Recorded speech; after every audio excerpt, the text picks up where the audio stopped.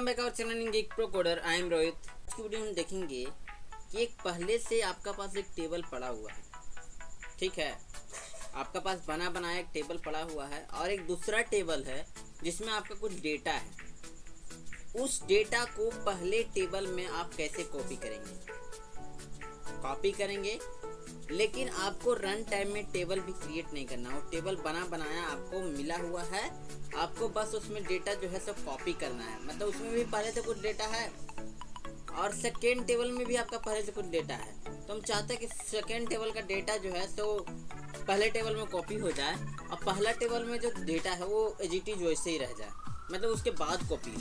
मतलब मेरे पास पाँच डेटा पहला टेबल में है और 20 डेटा मेरा दूसरा टेबल में है। तो मैं चाहता हूँ कि पहला टेबल का जो डेटा है, दूसरा टेबल का जो 20 डेटा है वो पहला टेबल में मतलब कॉपी हो जाए। तो उसका पूरा डिटेल कितना हो जाएगा, 20 और 10 30 डेटा हो जाएगा। तो इस तरह से आज की वीडियो में हम लोग देखने वाले हैं। तो चलिए देखते हैं। इसका जो है सिंपल सा मैं क्वेरी बताता हूँ, क्योंकि इसमें ज़्यादा कोई थ्योरी का कोई बात नहीं है, ठीक है। तो हम प्रैक्टिकल देखते हैं। तो मेरा पास जो है एक पहले से ही टेबल पड़ा हुआ है, डिपार्टमेंट नाम का एक टेबल मेरे पास पड़ा हुआ है, ठीक देख सकते हैं। चलिए देख सकते हैं मेरे पास एक स्टूडेंट DEPT नाम का है। तो स्टूडेंट अंडरस्कोर DEPT देख सकते हैं। एक दोनों में जो है तो डेटा टाइप, आपको एक चीज़ आपको ध्यान देना है कि इसमें जो डेटा टाइप है और इसमें जो डेटा टाइप है सेम डेटा टाइप वाला वैल्यू ही सेम डेटा टाइप में जाएगा। मतलब कि अगर आप पहला वाला जो DEPT नंबर ID में जो डेटा है, जैसे कि इसमें नंबर टाइप का डेटा है, तो ये जो आप जिस कॉलम में आप असाइन करना चाहते हैं डेटा, वो भी कॉलम का डेटा टाइप जो है तो होना चाहिए नंबर। अगर सेकेंड डेटा टाइप का कैरेक्टर है तो वो भी होना चाहिए, जिसमें आप असाइन करना चाहते हो वो भी कैरेक्टर होना चाहिए, कैरेक्टर होना मस्ट है। तो चलिए कॉपी कर लेते हैं सिंपल सा। इसमें मेरा कुछ डेटा है तो हम देख लेते हैं। Select extract from department. तो इसमें देख सकते हैं मेरा जो है तो 3 तो डेटा है, ठीक है। तो हम चाहते हैं कि तीनों डेटा जो है सो कॉपी हो जाए स्टूडेंट DEPT ID में। तो सिंपल सा आपको क्वेरी लिखना है, इंसर्ट इनटू, किसमें आपको इंसर्ट करना है तो स्टूडेंट अंडरस्कोर DEPT, मतलब जिस टेबल में आपको इंसर्ट करना है वो जिस टेबल में आपको कॉपी करना है उस टेबल का नाम, ठीक है। तो हम जिस टेबल में कॉपी करना चाहते हैं उस टेबल का नाम लिख दिए। फिर हमको क्या लिखना है, सेलेक्ट स्ट्रिक्ट फ्रॉम लिख दिया। किस टेबल से आप कॉपी करना चाहते हैं तो उस टेबल का नाम, तो हम डिपार्टमेंट टेबल से करना चाहते हैं, डीप हो गया। अब देख सकते हैं 3 रो क्रिएटेड हो चुका है। तो चलिए अब देखते हैं स्टूडेंट DEPT में क्या डेटा है। लिखना था आपको सेलेक्ट, इसके लिए आपको लिखना है select strict from student DEPT, ठीक है। इतना लिखने के बाद सिंपल एंटर कर दें। तो देख सकते हैं दोनों में ही जो सेम डेटा है, दोनों में ही आपको सेम डेटा दिख रहा है आपको।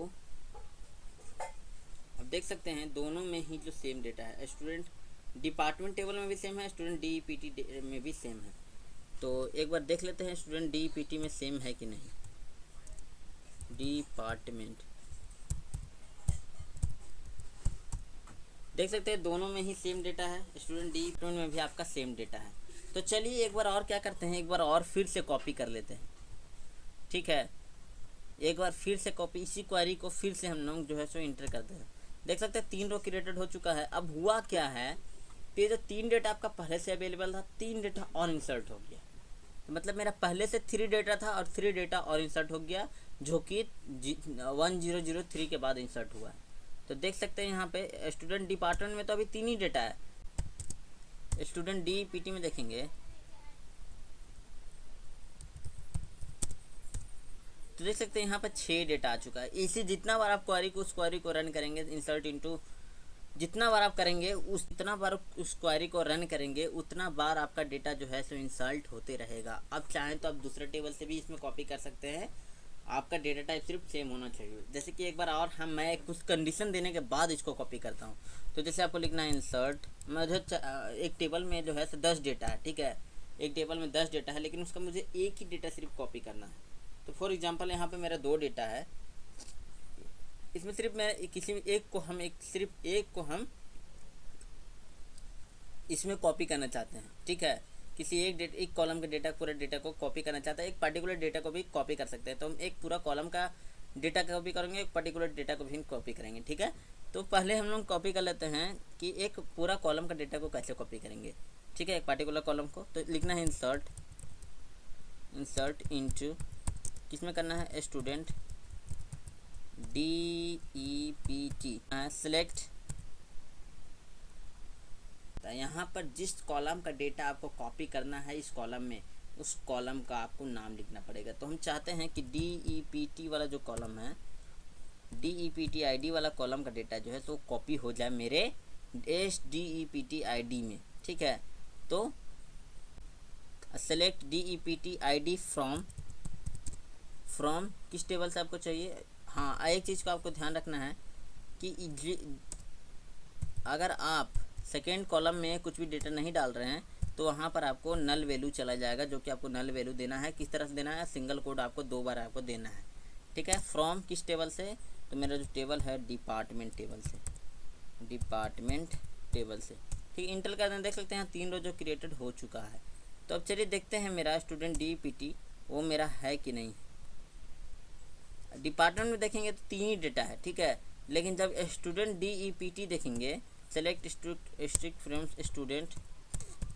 स्टूडेंट अंडरस्कोर DEPT देखेंगे तो यहाँ पर देख सकते हैं कितना डेटा है मेरा पास ये जो मैंने एक पर्टिकुलर कॉलम का डेटा डाला, वो कॉलम का भी डेटा यहाँ पे आ चुका है। जैसे कि यहाँ पे मैंने क्वेरी परफॉर्म किया, इंसर्ट इनटू स्टूडेंट का नाम DEPT, select DEPT ID from department. तो यहाँ पे आपको जो है सो एक नल वैल्यू देना पड़ेगा। यहाँ से यहाँ तक जो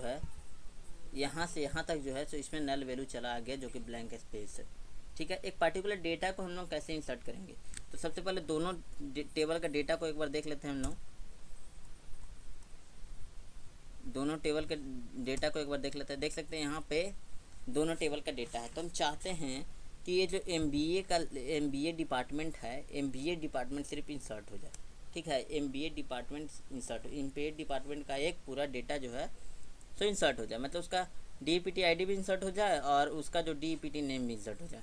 तो हम चलिए इसको क्वेरी सिंपल से लिखते हैं, इंसर्ट इनटू टेबल का नाम, कुछ टेबल में हमको स्टूडेंट DEPT ID में करना है, DEPT में, ठीक है। उसके बाद लिखना सेलेक्ट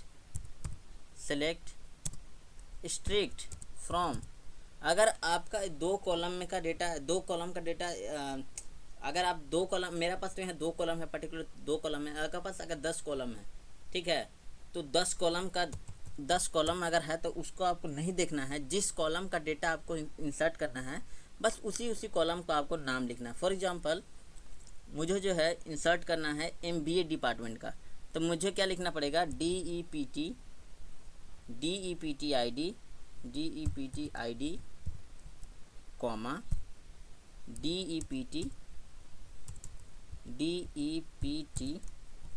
DEPT नेम।